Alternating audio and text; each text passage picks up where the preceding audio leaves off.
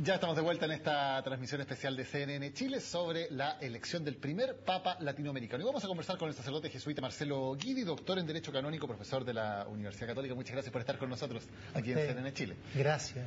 Por un día bien importante sí, y de mucha alegría, al menos para nosotros los católicos. Por cierto, y en especial, me imagino además un día muy especial también para los jesuitas, ¿no? ¿Qué significado tiene esto de, después de una historia tan larga de tantos siglos, tener el primer Papa jesuita?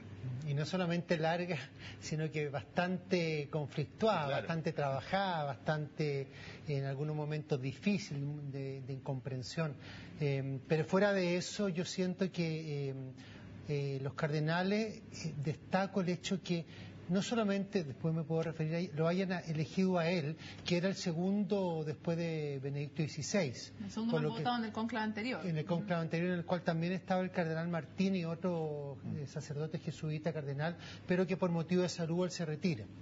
Son dos personalidades muy distintas, Martín y Bergoglio, pero lo importante es la rapidez con la cual los cardenales votan. Sé que se han referido a esto, pero es bueno recalcarlo porque nosotros preveíamos un cónclave más largo, porque estaban muy divididos los cardenales y porque no iba ningún candidato claro al aula.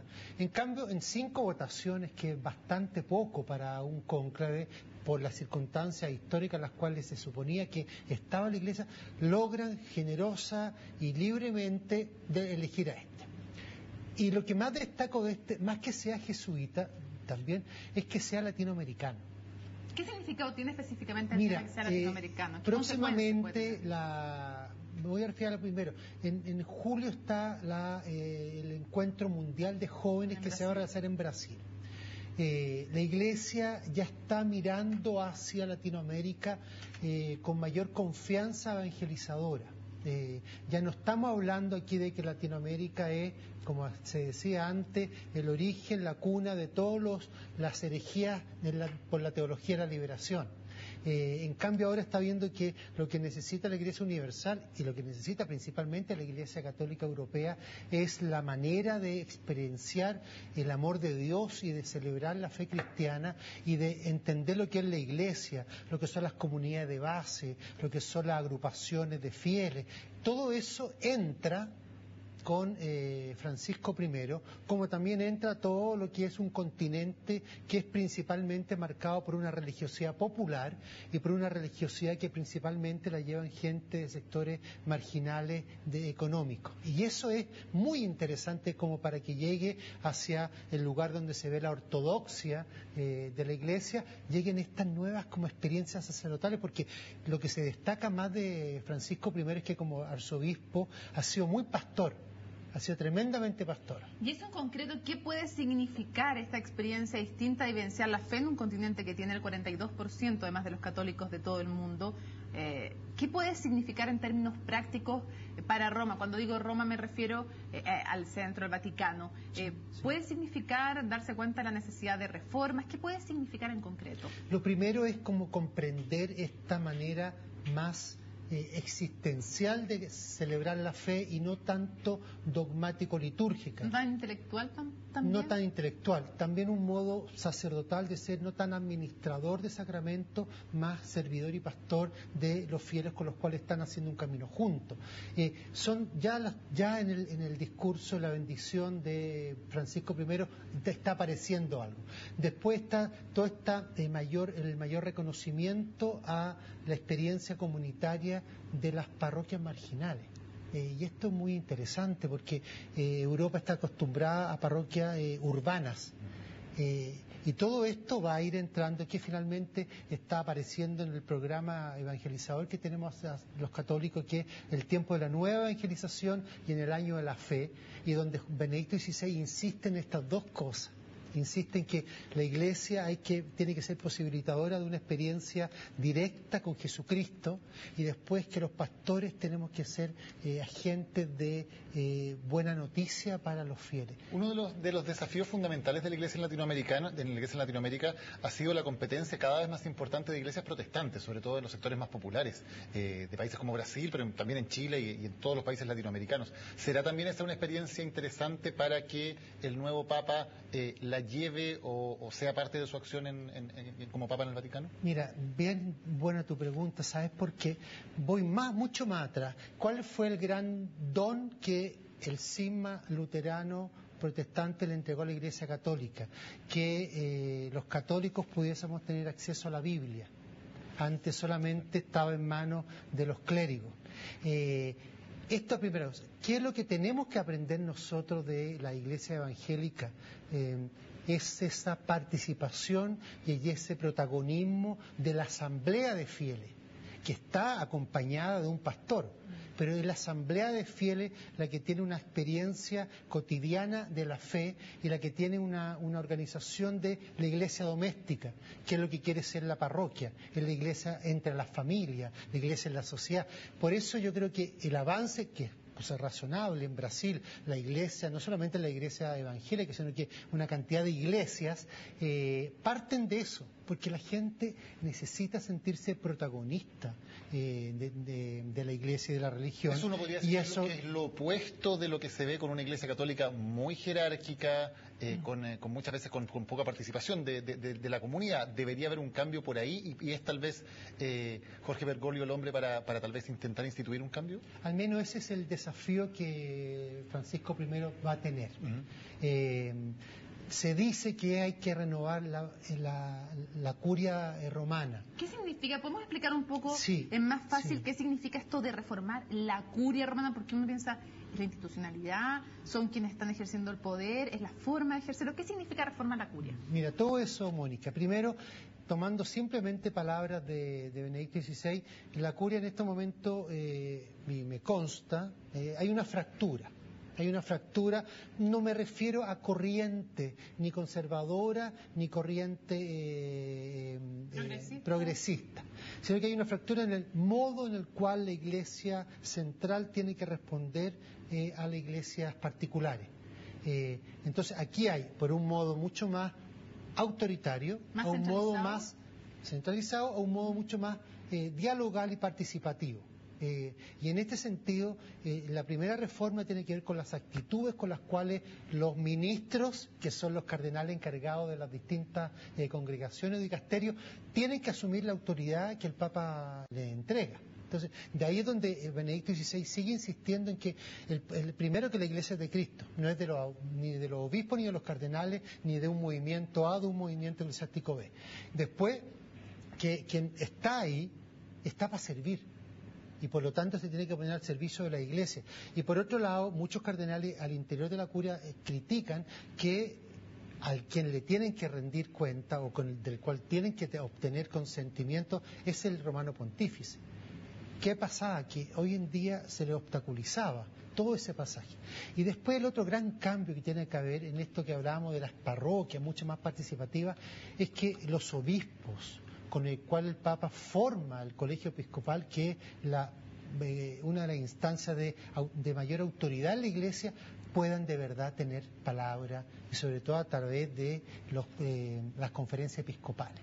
¿Y toda esta es una reforma que necesariamente, como está estructurada la Iglesia, es una reforma que hay que hacer desde arriba? O sea, ¿tiene que ser el Papa el que lleve la iniciativa de una reforma como esa? Sí, y como son todos temas que no tocan para nada el dogma o la estructura divina de la Iglesia, es muy fácil que hoy en día lo podamos hacer por esta nuevo tiempo eclesiástico. Un tiempo que pide un cierto ajuste estructural y por lo tanto es algo circunstancial histórico y que no toca la raíz y que tal vez estos elementos circunstanciales históricos vayan a hacer emerger realmente el sueño inicial de lo que era la Iglesia cuando Jesucristo la fundó. Temas como, porque para hacer la segunda pregunta necesito hacer esta primera, temas como qué trato se les da a los separados en la Iglesia, el rol de la mujer, o temas como qué relación se lleva también adelante con los homosexuales, qué se les dice respecto de su sexualidad, si vivirla o no.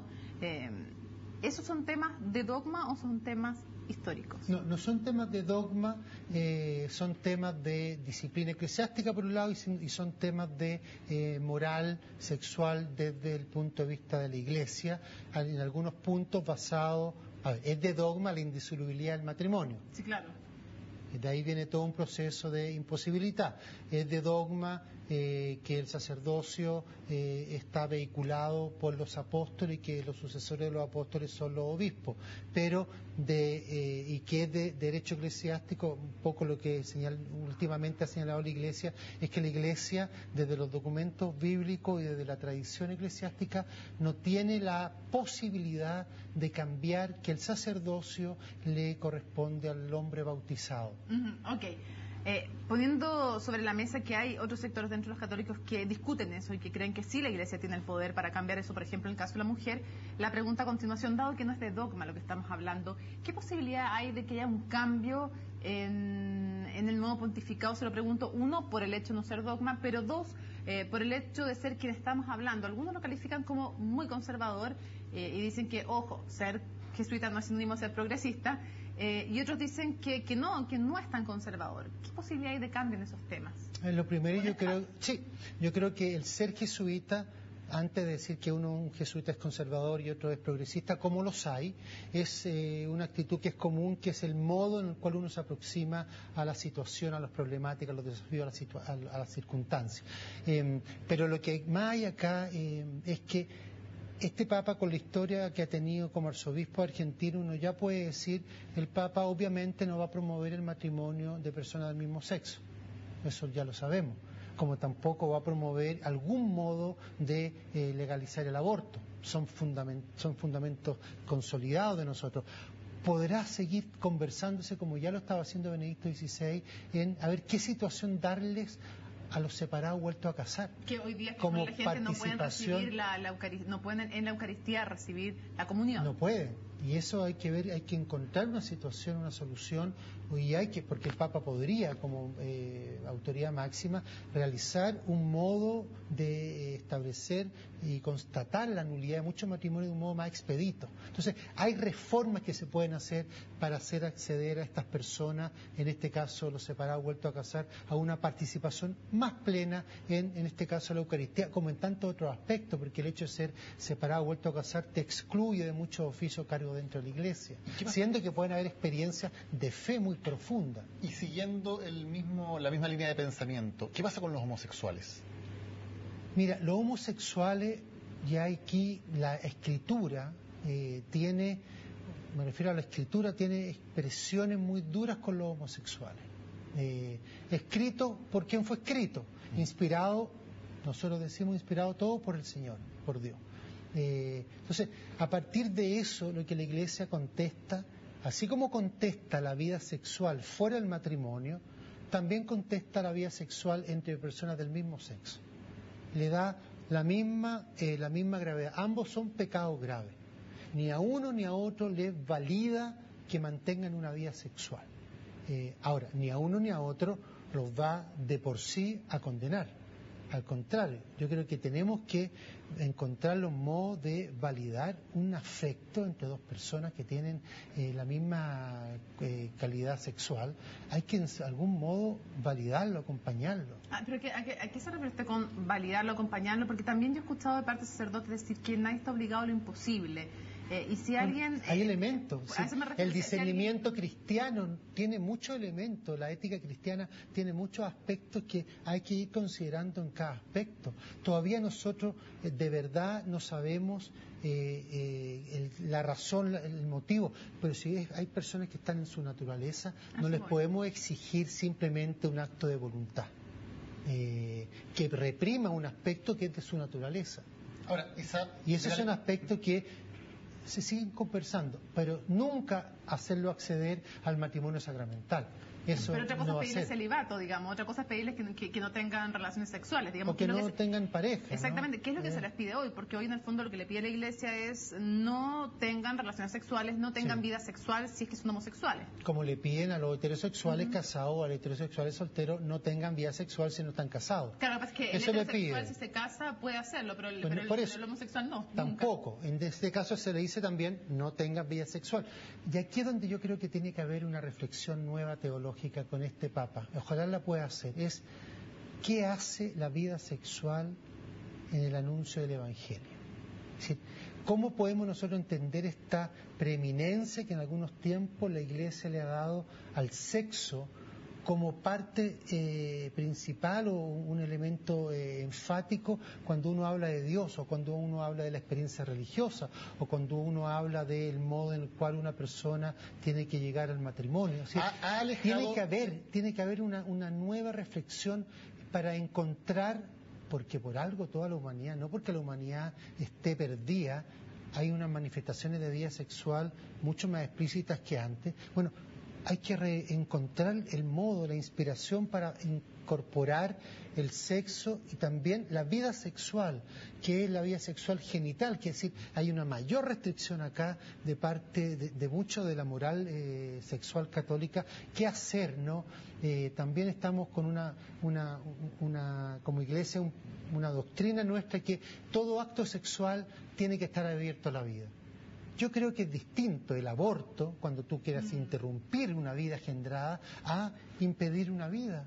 O sea, los métodos anticonceptivos también podrían ser parte de este cambio, porque hoy solamente el método Billing es el aceptado. Como no son elementos de dogma, todo se puede seguir conversando. Lo irreformable es aquello que viene inspirado por Dios. Obviamente que lo irreformable para nosotros es que quien le quita la vida a otro es un pecado grave. Y más de una víctima que es inocente, que es un no nacido todavía. Otra cosa es el adulto, ¿no? El adulto responsable en su conciencia, y otra cosa es que yo objetivamente, queriendo manifestar el cariño y la vida sexual con mi pareja, yo no tengo por qué estar siempre abierto a la vida si hay una actitud de paternidad responsable. ¿Se ha alejado la Iglesia de sus fieles debido a esta preeminencia que ha tenido en su discurso en el último tiempo el tema de la sexualidad? Se han alejado los fieles de la Iglesia. No la Iglesia, los fieles. No, es que es muy distinto. Claro, no, es razonable. Por la preeminencia que le da a la Iglesia un tipo de discurso, puede que esa acción de la Iglesia genere la lejanía de los fieles. Por eso lo pregunto desde ese punto de vista. Sí, si la acción de la Iglesia se ha alejado. Y por otro lado, los que no se han alejado en ese aspecto. No siguen los dictámenes de la Iglesia. Y uno se puede dar cuenta de esto en la confesión. Hay muchas personas que ni lo nombran. El propio Papa Benedicto XVI ya había hecho una declaración que a muchos les sorprendió en relación al tema de los condones, por ejemplo, en África, cuando decía, si la vida está en riesgo, tal vez puede ser razonable, y abrió una pequeña ventana al uso del preservativo. Ahí uno puede preguntarse si no puede empezar por ahí la Iglesia a aceptar algún método anticonceptivo, ya sea por método anticonceptivo o bien para temas como frenar el avance del SIDA. O frenar tantas otras imposibilidades de que una familia pueda acceder a hacerse cargo de un hijo en esa experiencia de pobreza extrema, inhumana. Obviamente tú no le vas a impedir a una mujer o un hombre que por muchas condiciones socioculturales o laborales no es que estén justo el día para tener vida sexual y justo ese día no van a tener posibilidad de tener hijos. Tienen que haberse unos espacios. Son temas que hay que seguir avanzando. Y lo bueno... No se pregunta si es posible, porque no, entiendo es posible, la reflexión de que es deseable, pero con este Papa, ¿es posible? Es posible. Lo que pasa es que este Papa tiene que trabajar con un equipo y que tiene que trabajar con la Iglesia. Y eso es lo que él quiere manifestar al momento de decirlo. Este camino lo hacemos todos juntos. Y eso lo dice él a la Plaza San Pedro. Yo invito a la Iglesia a caminar todos juntos como hermanos y unidos. Y si dice todos juntos es porque también quiere escuchar lo que la feligresía está esperando del Papa, ¿no? Que lo incorpore, que lo integre. Y hoy, dentro de la jerarquía de la Iglesia Católica, visiones como las que estamos conversando, ¿tienen realmente un peso, una influencia importante o son demasiado minoritarias? No, tienen presencia, ¿no? Hay temas que se conversan dentro de las congregaciones. Mira, a la Iglesia le afectan estos temas. Muchas veces la Iglesia no puede encontrar la solución a partir de los principios que la rigen, pero le afectan, le preocupan, se duelen. Ojalá podamos seguir encontrando nuevas posturas. Yo creo que hoy en día nadie le hace caso a un sacerdote que condena a una persona por cosas nimias, por cosas que no tienen nada que ver con verdaderamente con la fe. ¿Y hay conciencia de eso, cree usted, en la jerarquía de la Iglesia Católica? No me consta porque no soy parte de la jerarquía, pero sí me consta que hay sacerdotes, hay obispos, hay jerarcas, cardenales que piensan en estos temas y le están buscando una solución. ¿Y usted no cree que va a haber resistencia importante de los sectores más conservadores si es que se quisiera avanzar en este tipo de reformas de temas que tienen que ver con la moral sexual? Veamos, Veamos, todo cambio implica una crisis, toda crisis implica un momento de incomodidad. Para todos nosotros tiene que haber algo que realmente nos una. A ver, ¿qué es lo que Jesucristo le pediría hoy a la iglesia? ¿Cuáles son los nuevos anuncios que Jesucristo le quiere entregar a este mundo de este tiempo? Y si hay problemas, todos hemos tenido dificultades en las familias, en todo grupo humano hay dificultades, pero que eso no nos atemorice a seguir buscando en estas nuevas respuestas. Lo que pasa es que cuando uno recibe, por ejemplo, a través de las redes sociales, que son un micromundo, no son la verdad, no son la realidad necesariamente, es parte de un mundo No, que quiere manifestarse. Fíjese que me dicen, si el Papa fuera como sacerdotes como Guido o dijeran cosas parecidas, la misa estaría llena en el domingo. Entonces, también da cuenta de una cierta sensación que yo no sé si usted detecta en los fieles de lejanía, de sentir que le están hablando no de la vida común y corriente o no de lo que es posible cumplir. Es razonable pensar eso, y es verdad que uno se aburre muchas veces en la misa de sus compañeros o de otros sacerdotes, es verdad. Hay un énfasis hoy en día. Benedicto XVI no simplemente invita que hay que preparar la homilía. Dice que la Eucaristía tiene que ser la participación de todo el pueblo presente ahí, y por lo tanto la explicación del Evangelio no puede ser simplemente repetición del Evangelio o menos repetición de verdades dogmáticas. Tiene que, cómo el cristiano que está ahí se va a hacer cargo de la palabra de Dios que le fue anunciada, o cómo esa palabra le va a iluminar algún aspecto de la vida. Entonces, si no estamos conscientes de que muchas veces muchos errores que finalmente atacan a toda la iglesia son errores de personas. Ahora, hay veces en que la institución valida esos modos que no hacen bien a la gente, pero no siempre es la institución la que ha mandado que sean las misas fome o que sean las misas lo más fríamente posible. Se ha recordado harto en estos días a Juan XXIII por varias razones. El Papa bueno. Claro, quedó inconclusa la implementación real, práctica del Concilio Vaticano II en la Iglesia Católica. Se implementó hasta cierto punto y después se detuvo aquella ola. Así lo ha dicho Benedicto XVI. Todavía tenemos un concilio inconcluso al cual hay que seguir encontrando y escuchando y poniendo en acción todo lo bueno que apareció ahí. Y este Papa algo hoy día lo dijo: hay documentos fantásticos que no hablan de un mundo que hay que condenar, sino que hay un mundo con el cual hay que dialogar y hay que conocer. Y este Papa le habla al mundo y a todas las personas de buena voluntad, y cuando dice buena voluntad se está buscando a las personas que buscan el bien de todos. Después hay un modo, una estructura. El Concilio Vaticano II, con su constitución sobre la Iglesia, habla de una Iglesia en la cual, ojo, esto es fundamental, porque antes hablaba de dos cosas importantes. En la Iglesia no somos todos iguales, y en la Iglesia el fiel lo que le corresponde es obedecer siempre a su pastor. Jesuita, sí, profesor. Y entonces hoy en día se habla de una iglesia en la cual todos somos iguales en dignidad, y después que hay distintas funciones. Y que esta iglesia, una iglesia que vive de la comunión, no simplemente la obediencia. Marcelo Guidi, sacerdote jesuita, doctor en Derecho Canónico, profesor de la Universidad Católica, gracias por haber estado con nosotros en CNN Chile. A ustedes, muchas gracias por poder compartir esta alegría de este nuevo Papa.